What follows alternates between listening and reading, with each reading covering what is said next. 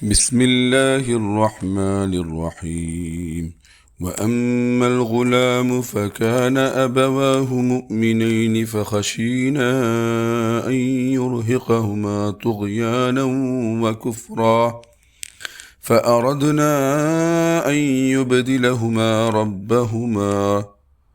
ربهما خيرا منه زكاة وأقرب رحما.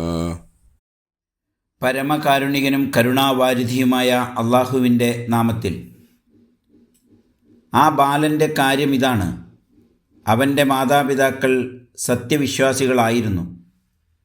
എന്നാൽ ബാലൻ അവരെ അതിക്രമത്തിനും സത്യനിഷേധത്തിനും നിർബന്ധിതരാക്കുമെന്ന് നാം ഭയപ്പെട്ടു.